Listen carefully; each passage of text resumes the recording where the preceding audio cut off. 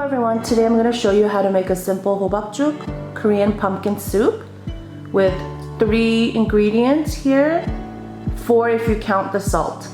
Here I have some pumpkin already sliced and prepped, and I'm going to show you how to cut the skin off. You can buy them pre-sliced at some stores. I have here about 2 pounds of pumpkin. We're going to carefully cut the skin off and separate the skin and the pumpkin. Be careful when you're cutting the skin off, the pumpkin tends to be tough. If your pumpkin is too hard to cut the skin off, you can throw them in the microwave for a couple minutes and they are easier to work with.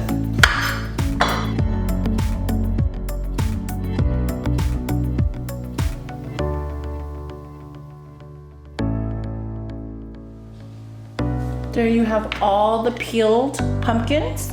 Have a nice big pot ready and we're going to pour about 4 cups of water, 4 to 5 cups of water.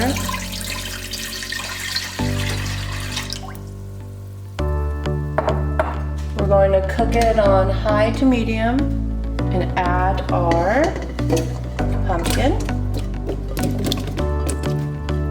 We're going to cook covered about 5 to 10 minutes depending on how big their slices are, and we're going to cook them until the pumpkin is nice and tender, and then we're going to throw the water and the pumpkin mixture into our blender.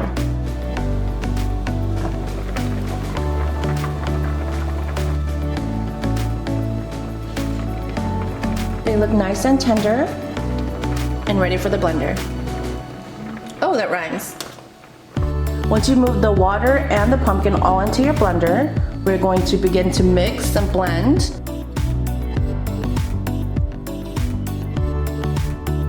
Just blend for a few minutes, and you want to make sure that the pumpkin and water is nice and smooth with no lumps. We're going to pour the mixture back into the pot. Now we're going to turn our stove back to medium and cook a little bit longer, just a few minutes. And this is where you can add your pinch of salt. You can feel free to add sugar or honey if you like your food a little bit sweeter. I don't need it any sweeter because I think the pumpkin is sweet enough, so I just added a pinch of salt. We're going to let it mix here, and you'll see that you have a nice, smooth, thick consistency. Let that cook a few more minutes and stir occasionally so that you don't have any burning on the bottom of your pan. And here we're going to add the sweet rice balls. I have the store-bought ones that they already have pre-made, but you can make them from scratch if you want as well. They taste better from scratch, but for today's video we're going to use the store-bought. And just place them in here and let cook for a few minutes. Let that cook until your rice balls are nice and chewy and bouncy, and you're ready to go.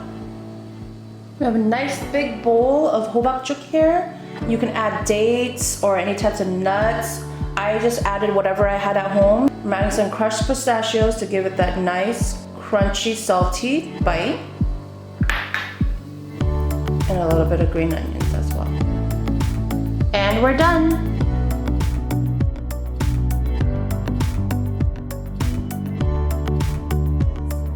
Like, comment, and subscribe.